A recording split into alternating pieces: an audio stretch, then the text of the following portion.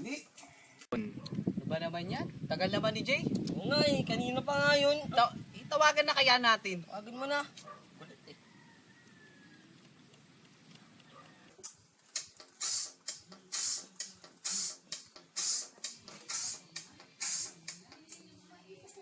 Hello. Hello? Hello, Jay? O, pre. Nasaan ka na ba? Yung gagawin natin. Ano? Nagdodota ako. Ako na nga, yung project natin. Ha? Hindi project. Yung sa database. Database? Ano yun? Database ginagawa mo yan eh. Database mo yan. Ah, Friday na yun eh. Bakit? Sino ba prop doon? Sir Morales. Sino? Sir Morales. Ay, si Sir Morales ba?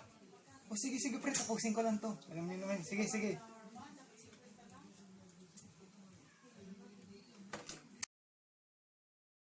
Uy, rampage! Rampage, pre! Grabe! First time ko yun ah. Pagyayabang ko to kila Jerwin. A few moments later. Ba yan, ang tagal. Kanina pa yun ah. Tawagan na. Pag di pa yun pumunta, ano na yan?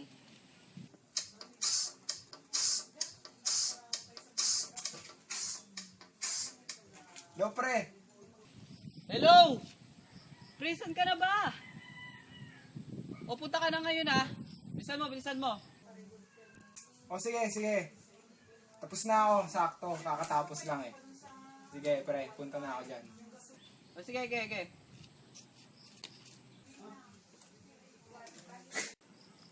Magdota. Layo pa nun eh. Teleport na nga lang ako. Tagal ni Jay ah. Oo nga eh. 12 seconds later. Pre, tara na. Tara, game na. Tara. Oy, pre. Oo. Ito yung topic natin. Database. Database. Database. Data. Database, Dota. pre. Oh, so, paano? Ano nga ba yung database? Okay, mga bata, ang una nating topic ay tungkol sa database. Ano nga ba ang database? Ang database o talaan ay kalipunan ng mga datos na nakasalaysay at nakaayos upang madaling makuha ang iba't ibang datos, masuri at madagdagan. Nang dahil sa database, mas napapadali ang pagkuha ng impormasyon at mas napapadali ang pagkuha at paghanap ng mga taong kailangan nating malaman at masuri. At ang database ay datos na makikita ang koleksyon ng mga datos. Ay lamang, salamat. Dito na tayo. Saan na tayo? Bilis ah. Jay, Saan natutulog ka. Sin tayo, Jay. Hindi ka na naman naniniwala sa mga turo ni, ano eh, Sino Kuya ba yun? Robert eh. Ewan ko, hindi mo kilala yun. Teka. Ay. Hindi nga pala ginagamit yun. Yung database na yan, database. Ha? Database? Hindi mo alam? Hindi ko siya nakinig eh, pare. At nang dahil sa database, mas mapapadali ang paghahanap ng impormasyon, mapabagay man o tao. Ah, kaya naman pala eh. Siyempre. Sige. Oh, teka lang. Nabasa ako eh. Saan ba yun? Ito. Ginagamit din pala yung database sa telephone directories, phone books, sa cellphone. Kung ano. Ang galing naman ito. Oo naman, sa online stores, online shopping din. Ah, online shopping sa pwede na rin. Ginagamit din to sa video stores, airport, tsaka Meralco. Oh, grabe naman. Ano alam yun? Paano mo Galing nalaman yun? Nga no? Kaya pala may sulit.com mga ganun. Ah, oo nga, online stores, online shopping. Kaya pala. Pero teka. Saan ba nanggaling yung database na yan? Oh, yan na naman siya. Sila nga pala ang nag-develop at nagpaganda ng database. Sina Charles Barkman, Todd Cott, CJ Date, Michael Stonebreaker, Don Chamberlain, Raymond Boyce, Larry Ellison. Barkman is a computer scientist who spent his entire career as an industrial researcher, developer, and manager rather than academia. Si Todd Cott, si organized the record. Date nga pala, siya ay gumawa ng libro na ang pangalan ay Introduction to Database System na sumikat at nakabenta ng 700,000 copies. Si Stonebreaker, isa sa mga pinakamadaming founder ng database companies. At si Don Chamberlain naman, isa sa mga pinakamagaling at designer ng original SQL language.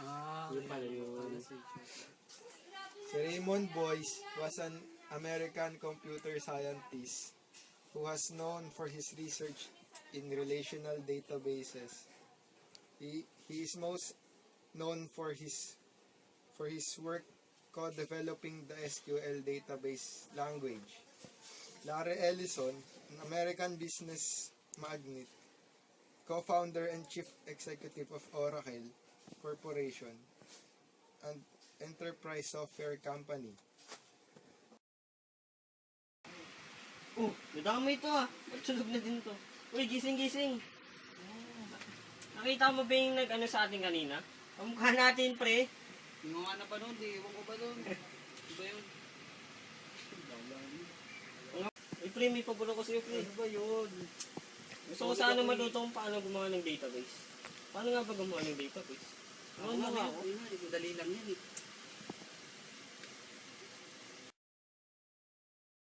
So una, para gumawa tayo ng isang database, kailangan natin ng Microsoft Access 2007.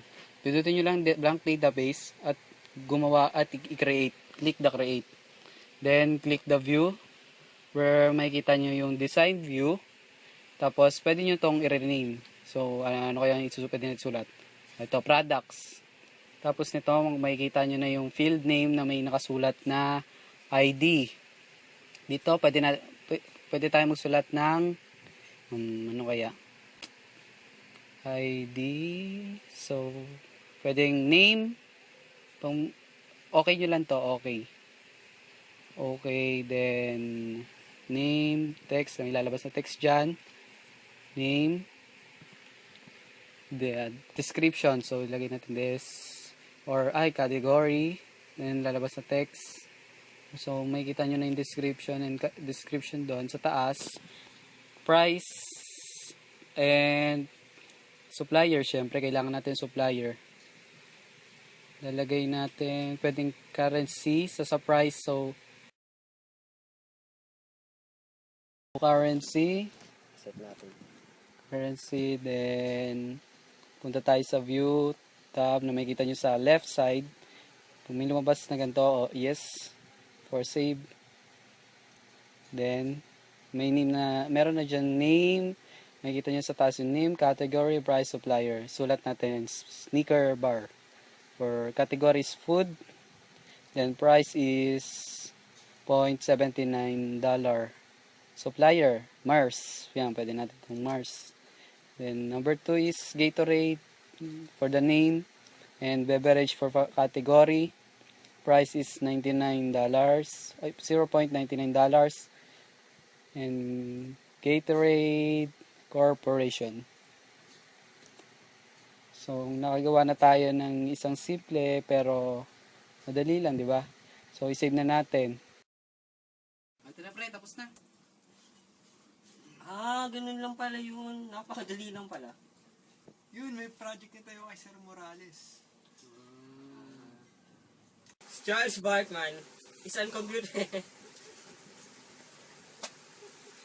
Tagal naman ni Jay, pre. Oo nga eh. Tawagan na kaya natin. Kanina pa yun. Ba yan? Sabi ko. Hello, Jay! Hello! Ano? Nasaan ka na ba? Ba naman yan? Yung gagawin natin. Yung project natin.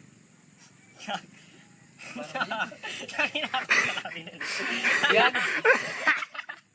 Gago atin yan. Kinuha mo.